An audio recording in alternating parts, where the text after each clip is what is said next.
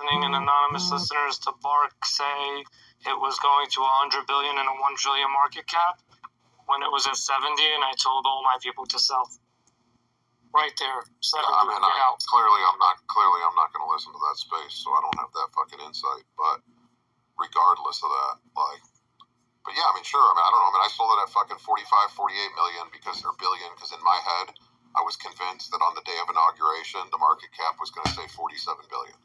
Like 47 just felt like the priced in number, obviously for fucking reasons that there were. And like, sure, like as soon as I sold it, I thought it was 2 seconds later it was 50, 2 seconds later it was 55, 3 minutes later it was 60. He went after a like, cat. I mean, that's when it moved the hardest. Like the most manipulated part was literally right at that. Did he get the cat? 50 billion. There was also no catalyst to look forward to after the inauguration. Straight up. Leave the fucking cat alone!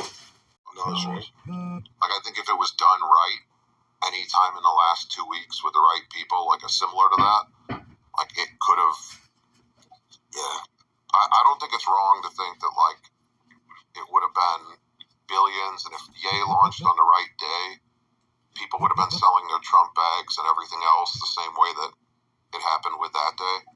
Like nobody has fucking dry powder. Like that's the reality. Like even when I was up fucking 200,000 on Trump coin, I was still pissed off because every other bag I had was down collectively like 300,000 because everybody's fucking poor. Like that was the reality of it. Like every one of my bags was taking like a $50,000 hit while I'm up on Trump coin. It was still a net negative. Like however you want to look at it. Like, you know, unless you were way big enough in Trump coin and had it sitting to the side, if you were sitting in other coins, you were losing more than you were gaining, no matter what. And then Ye should have launched 3-4 weeks ago, right, bro?